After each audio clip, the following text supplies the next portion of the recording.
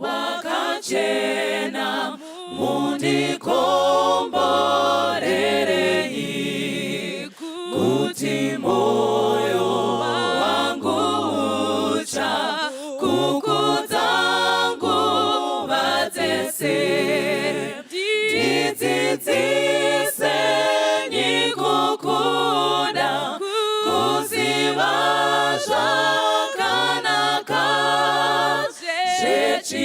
zvechikariro chembiri chinondipa kufara ndauya kune mitenzi munozondibatsira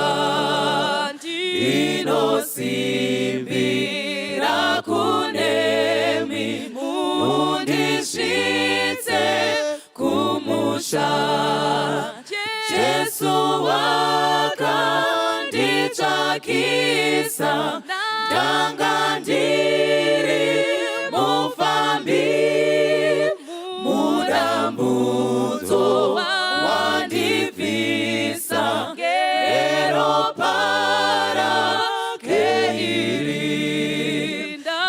ndakashira mutsa wenyu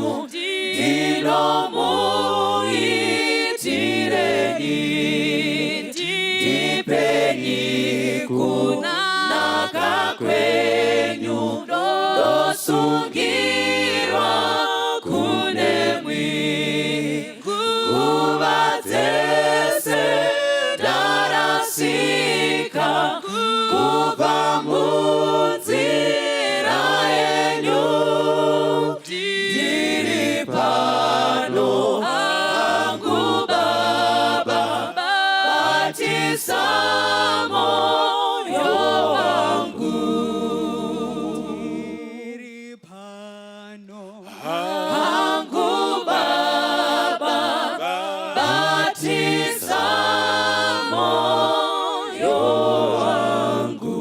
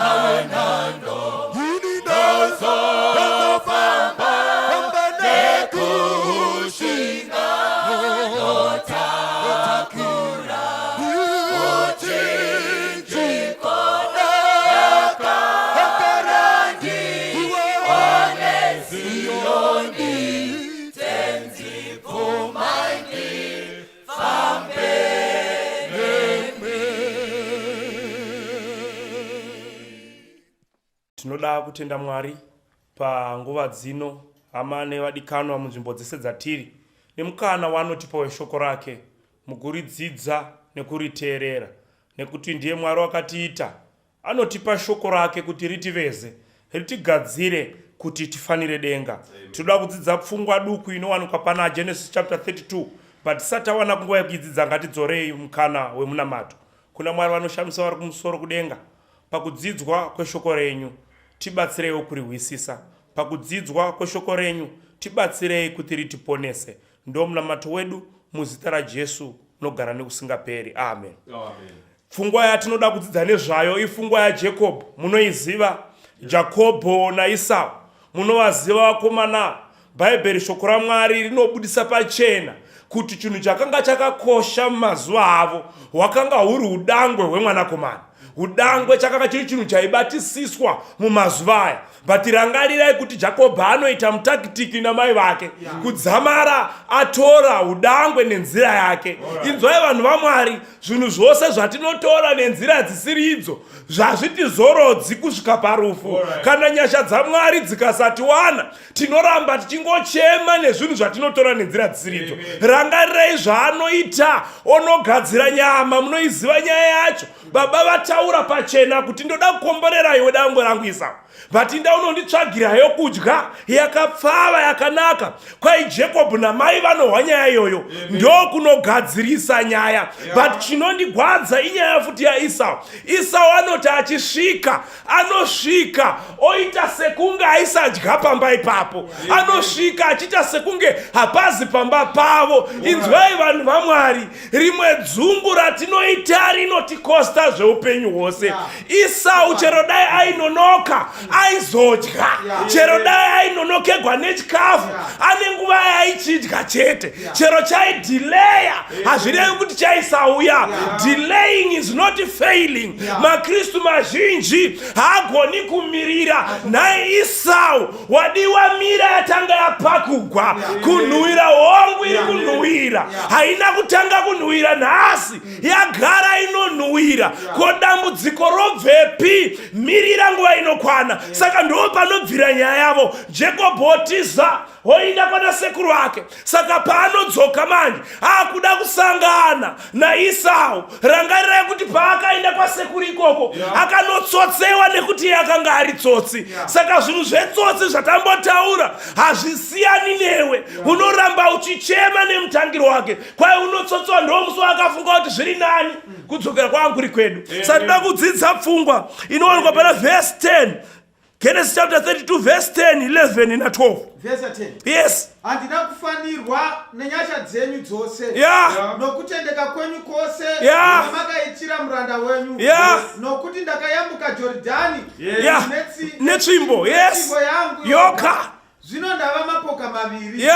Dondirwirai paruoko rwomukuru wangu, paruoko rwaEsau.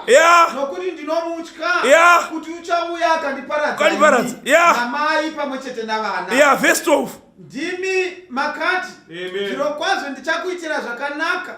Ndichaitawo rudzi rwako sejecha regungwa risingagoni kuverengwa nokuwanda kwaro.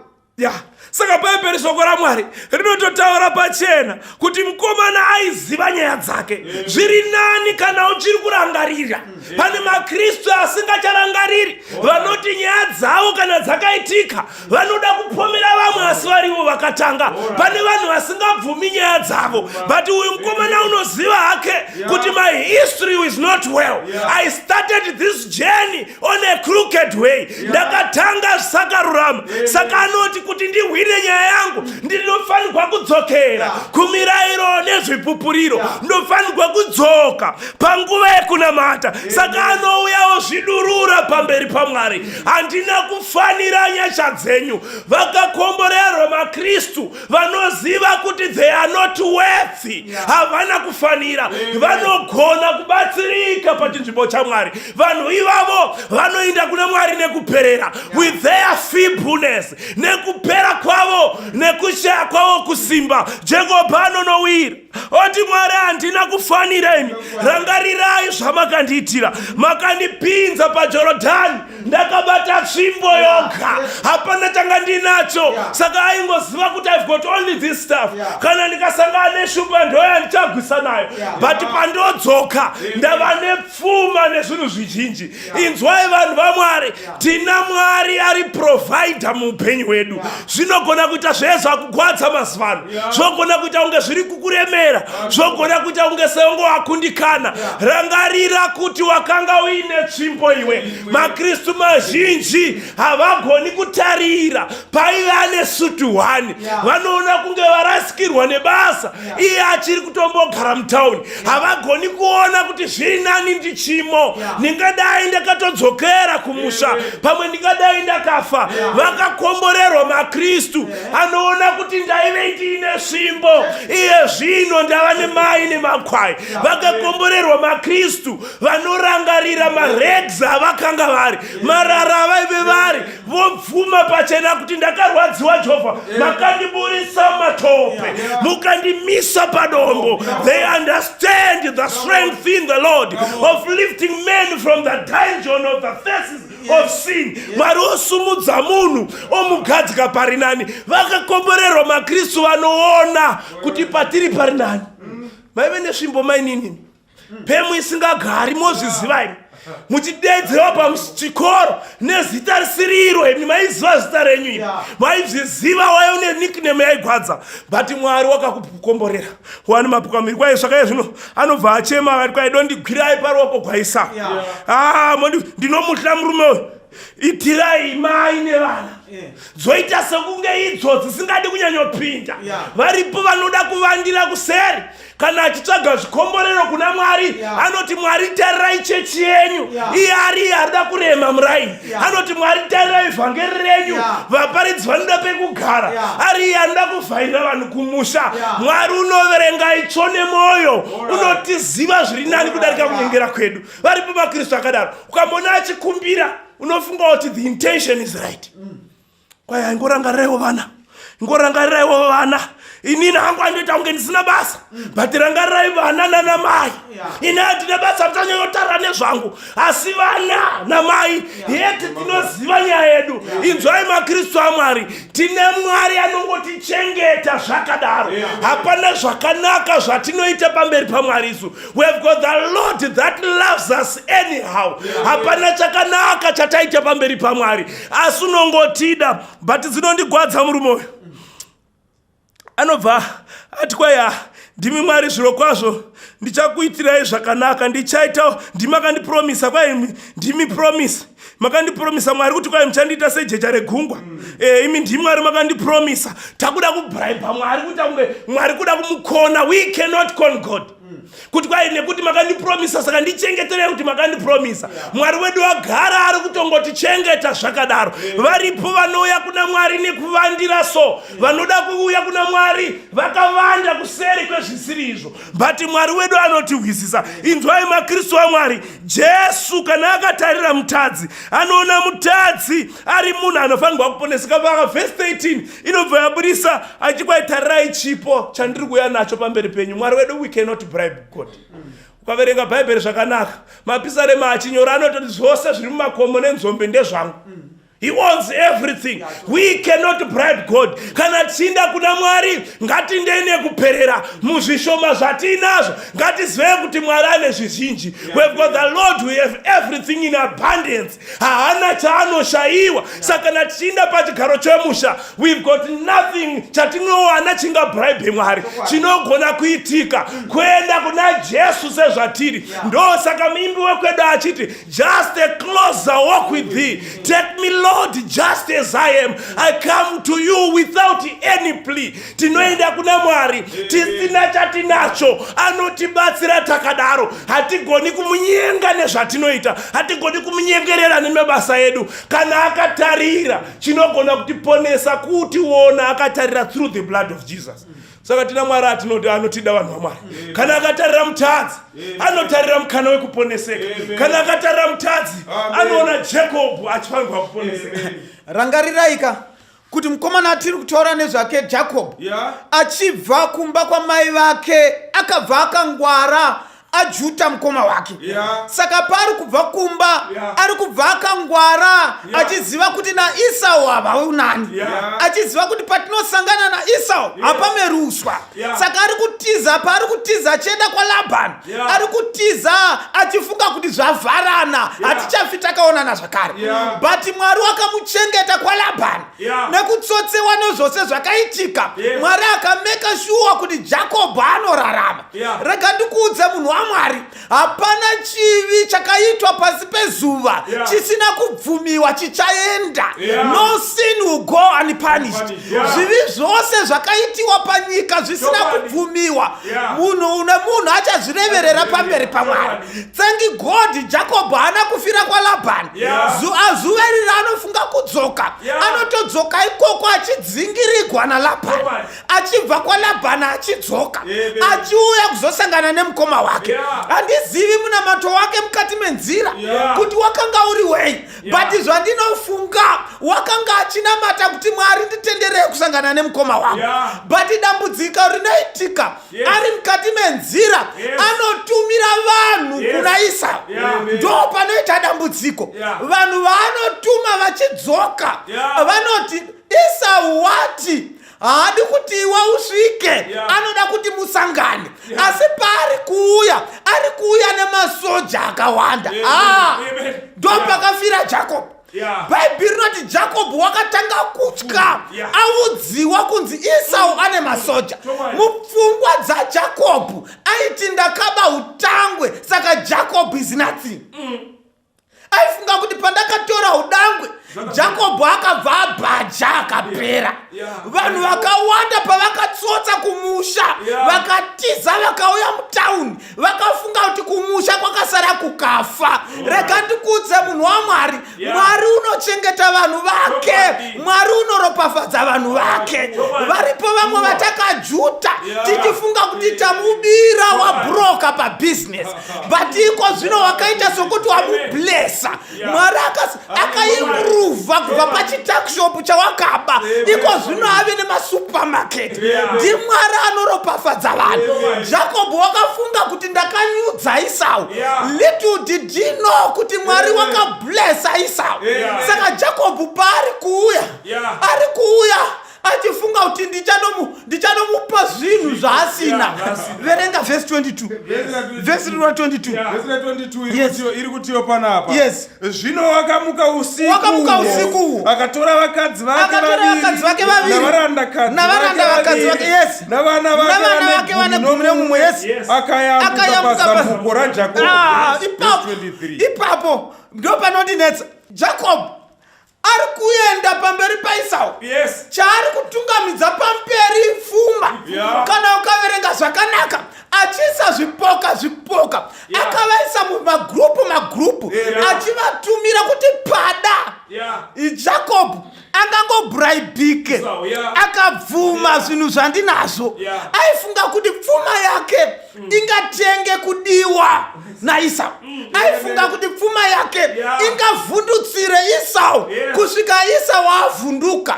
Jacob haana kuziva kuti Esau akanga ane zvakawanda kupfuura zvaaifunga, but munamato waIsau waive wekuda munun'una wake. Rega ndikuudze munhu waMwari, vanhu vatinofungidzira kuti vanoda zvinhu zvedu havanene zvinhu zvedu. Vamwe varovera mhiri kwemakungwa because they think kuti vanhu vari kumusha vanotambura, vanoda zvinhu zvedu. Little did you know kuti vanhu variko Mwari ari kuvachengeta. Iwe rega ndikuudze, vatete vako iwe vausina basa navo, Mwari uri kuvaitira zvikuru kupfuura zvaunofunga. Paunorega kuita Mwari anoita. Mwari anozadzikisa zvishuviro zvavanhu. Chero vamwe vasingatomuzivi Mwari anovada nokuti wakavasika nemufananidzo wake.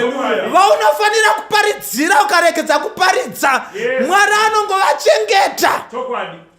Zvawakarega kuchengeta mai vako havakwe variko vanorarama vachichengetwa naMwari. Saka Bhaibheri rinoti wakusvika pedyo Esau wakatora vakadzi akaisa mberi, akatora vana akaisa mberi, akatora pfuma, akaisa mberi. Iye ndokubva asara kumashure.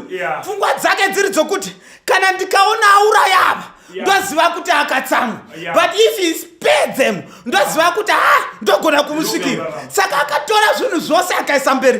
Bhaibheri rinoti apa akatora, rangarirei kuti paari kuendesa vakadzi mberi nezvinhu zvaakanga anazvo, ari kuvaendesa iye ambonamata, aita munamato pamberi paMwari. Saka ari kuvaisa achitya. Paari kuisa zvinhu mberi wakamirira mhinduro yaMwari, but ari kuisa mberi achiti rega ndione zvichaitika. Ari kudhauta kupindira kwaMwari. Chiri kuita kuti adhaute, it is because achineka guilty conscience mukati make. Varipo vanhu vari mukati memamarriages, but vari kurarama vane guilty conscience yevanhu vavakasiya vamitisa vakatisa.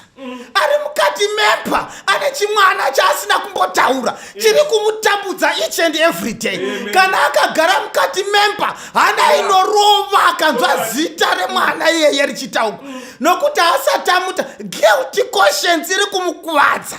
Jacob chiri kumukuvadza kapfungwa keutsotsi kaakasiya aita. Even after some years akakaita ari mukomana, iko zvino ave nevakadzi nevana, but still zvichimo mubrain.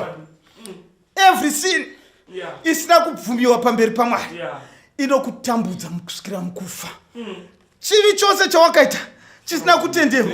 Akaita sei verse 23. Yes. Akavatora akavayambusa parukova, akayambusawo zvaakanga anazvo. Verse 24. Yes. Asi Jakobho wakasara ari woga. Mumwe murume akaita mutsimba naye kusvikira utunga hwatsuka. Bhaibheri rinoti akatora zvose zvakanga anazvo akaisa mberi, ndokubva asara ari woga.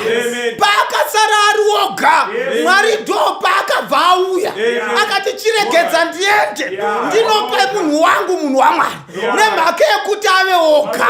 Paakanga achine vakadzi nezvinhu, Mwari haana kusvika pari. Rega ndikuudze munhu waMwari, 80 times zvinotsvaka kuti usare uri oga kuti Mwari agokusvikira mukati meupenyu. Chiri kuitisa kuti zvinhu zvinetse, it is because uchiri kufunga kuti business rako riri kufaya, saka hunei naMwari. Chiri kuita kuti zvinetse, uri kufunga kuti ndichina murume, saka unofunga kuti prayer band ndiye shirikadzi. Saka kana wakatarisa unoenda kuprayer band unoti vane nhamo. Ndo saka pauchasara woga, Mwari ndo paachakusvikira. Jacob paakasara ari 1, Bhaibheri rinoti umwe murume wakabva amusvikira ari woga. Ndobva aita sei? Murume uya akaita mutsimba naye kusvikira utunga huchisvika. Akaita mutsimba, akagwa naye kusvikira kunze kwaakuyedza. Jacob pfungwa dzake dzakanga dzakazara nekutya Esau. Saka chinhu chose chaimuguma aifunga kuti Esau wauya kuzogwa naye. Apa ari kugwa nakirozi, yeti anamata kuti Mwari apindure. Chiri kumugwisa nengirozi kufunga kuti ndiSau. Rega ndikuudze munhu waMwari, zviripo zvatakanamatira mukati meupenyu, Mwari mhinduro yacho anayo, but dambudziko redu tine TUE zvimwe zviri matiri zvinoita kuti Mwari ivhiri paanoda kuti blessa tinoita mutsimba nazvo. Mwari paanoda kuti komborera pane zvatakanamatira tinogwa nazvo. Jacob wakaita mutsimba kusvikira kunze koyedza. Ndobva aita sei? Verse 25. Zvino wakati achiona kuti haagoni kumukunda, akamubata paudyu, akainingura nemitsimba naye, udyu ikatyoka. Jacob wakuona simba ranga asina kwekutanga, nokuti akanga ari geared for war. Yeti ngirozi iri kuuya kuzomuropafadza kuti ipindure munamato waakanga anamata. Teerera unzwe munhu waMwari, munamato yedu yatinonamata pamberi paMwari, Mwari anoinzwa uye Mwari anoda kuipindura. Haikona kuita mutsimba nazvo kana Mwari wauya kuzotikomborera. Chinotitadzisa kuona mhinduro dzimwe dzaMwari, it is because tine zvivi zvatakaregedza kubvuma pamberi paMwari, zvatakabva tichitiza zvichiri kutinetsa, zvivi zvatakaita kunyange tichiri vana vaduku zvinofanira kubvumiwa pamberi paMwari. Mwari haarasi vanhu vake, Mwari anoda vanhu vake. There is no dustbin for human beings. Munhu wose anodiwa naMwari. Jacob aidiwa naMwari, naEsau aidiwa naMwari, awakaitira utsinye anodiwa naMwari, newewo futi unodiwa naMwari. Tinofanira kubvuma kuti Mwari anotida tose, Mwari anotikomborera tose. Amen. Verenga unzwe verse 26 usvike pa 29 tipedze nyaya. Verse 26. Iye akati chindirega ndiende nekuti utunga hotsvuka. Iye akati handingakuregei kuti muende musati mandiropafadza. Akati kwaari kwaiwe zita rako unombonzaniko? Iye akati Jakobo. Akati zita rako harichadzonzi Jakobo asi Israeri, nokuti wakarwa navanhu ukakunda. Jakobo akamubvunza akati ndibonzaniko? Iye akati unondibvunzirei zita rangu? Akamuropafadza ipapo. Haleluya. Saka Jacob nyaya yake azama atiza aita zvese, wapinda pamunamato, but ari kugwisana neprayer request yake. Chaari kutaura naMwari aruti Mwari, Esau ndo yava problem. Ndakabudirira kwese, kuna Labhani ndakabudirira, paBirthright ndakabudirira, ndakamurova nesupu ndikabudirira, pamombe dzaLabhani ndakatora. Iye zvino nditori murodhi Mwari, but my last challenge, haleluya, ndiEsau Mwari. Chitibatsirai. Mwari ndokuuya kuzomupindura, but instead yekuti amire aterere Mwari, busy kugwisana nemutumwa. Pane maKristu akanditarisa vari busy kugwisana nemakomborero avo, vakanamata kuna Mwari. Mwari tinoona zvakati, Mwari apindura, but packaging yaye zvauya nazvo haisiyo yavari kuda, vari busy kugwisana naMwari. Iwe dambudziko raumwe rauri kufunga kuti Mwari haasi kukuhwa here? Chimbofunga kuti hausi kugwa here naMwari pakukupindura munamato wako.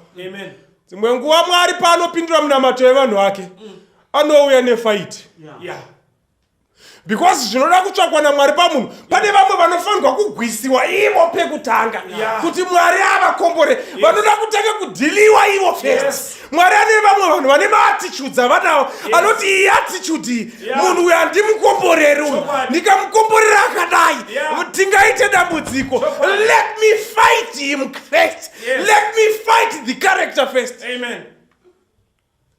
Mazuva edu tichikura isu kwedu zazuko, tine umwe akatenga 323. Paaipinda muchechi, makii aiiswa muzvigumo neimba newardrobe nemota zvese kuti zvione. Saka pakumhorosa aizoshandisa zvigumwe zviviri kana 1. Tikati kokuzoti akawana Benz achadii. Saka dzimwe nguva Mwari anoona kuti let me fight this person first. Ndipo mugadzira attitude, aziva kuti makii anoiswa muhomwe, womhorosa vanhu nemaokose. Jacob ari kuti ari kunziye panapa, iwe ndoda kutanga Esau haisi problem, ndotaura naye, but iwe hauna patience.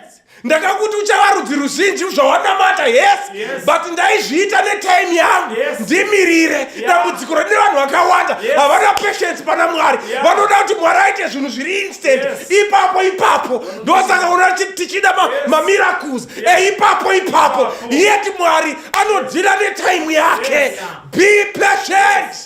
Mirira Mwari. Akaba Birthright kuda kukasika kuti achibata, akamhanya akanogadzira zvakagadzira kwaLabhani kuti akasike kuda kupfuma. But Mwari ari kuti panyaya ndakakuudzai yekuti iwe uchava baba verudzi ruzhinji, ndichaita, ndakuita iye zvino patime yangu. Wait. Linzwa Lucy mwana wa mai vangu. Vakomana vangu maisana navo uri form 3 ava. Hauna kwaunosvika. Mira. Wait. Vasikana ava vauri kumhanyisa navo form 1. Wait. Chimbomira. Kwamakuenda kuzasi kunjuzuko kuti munopiwa bute rekubhema kuti hembe dzitengwe paflea market. Wait on prayer. Udza mudhara pakuseni uchibuda. Takuenda kunotekesa Mwari. Haleluya. Mukatendera nhasi tinodzoka tine chingwa chevana. Mwari akakupa 5 tenda Mwari. Akakupa 10 tenda Mwari. Wait for God. Mirira Mwari. Saka akabva Mira anzi ndokugwisana nomutumwa. Kwai ndokugwisana naye. Unoziva Mwari kana akaona kuti munhu ane problem anomboda kukupedza simba so. Kamwe kakupedziwa simba naMwari hakusi kuraswa. Kuti udzikane kuti uyu hakomborereki kana akadai rega ndimupedze simba. Saka hanzi akabva abvudiwa. Ndokusara manje dzavhunika dzisina power. Mwari akati zvinowanaka manje. Munamatonga namate nhasi hama yangu. Ndiwo kuti Mwari fight me. Fight me.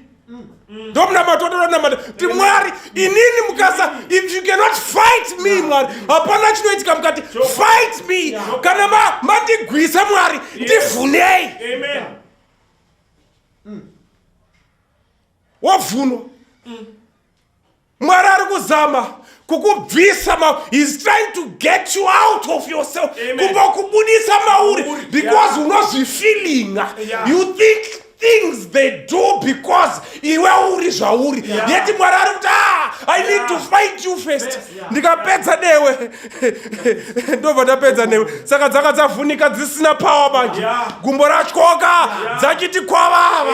Apa dziri kuziva kuti mukomana ari kuuya ane 400 masoja. Mukomana ane hasha. Hapachina pekumhanya. Kufamba hachagoni kufamba. Akuchikamhina manje ari pamberi paMwari. Ndopa akatanga kurangarira pachena zviri zvese zvakaita. Akabvuma pamberi paMwari kuti Mwari ndakatadza. Mwari rangarirai. Ndimunotaura kuti in our weakness your strength is made fast. Muutera hwedu ndomune simba renyu. Mwari this is your time. I cannot face Esau in this state. Hallelujah. Hii nguva yenyu Mwari ini ndapera. Mudhara akabva kuti zveshuwa kana vapera ndo mune simba. Inzwa hama mudikanwi usacheme kana uri shirikadzi.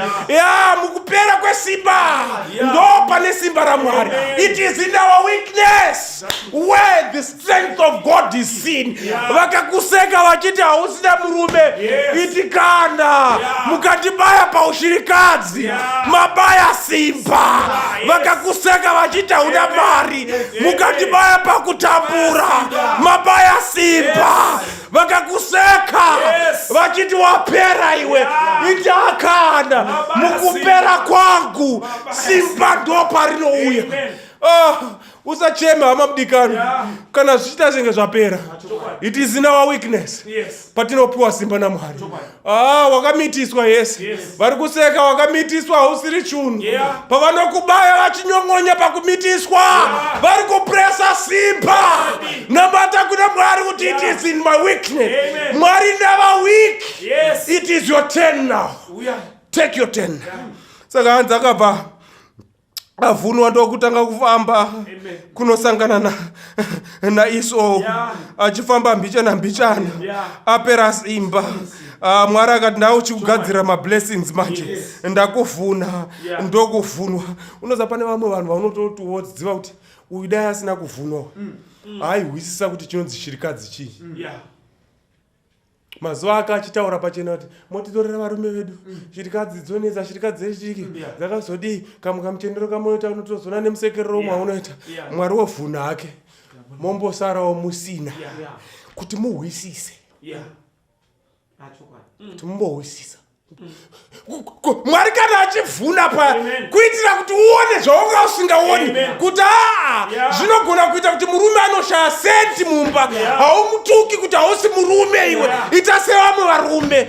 Zvinoitika kuti one day ndimuchasara mava murume, mava mukadzi pamba, musina wekutaurira kuti ane mari ndiani, kuti mugohwisisa kuti inoshayikwa mari. It is and the fight with God.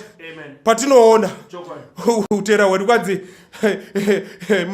mutumwa akabati zita rako unonzani, zvikanzi nodzi Jacob, zvikanzi kubva nhasi usiri Jacob, wakunzi Israel.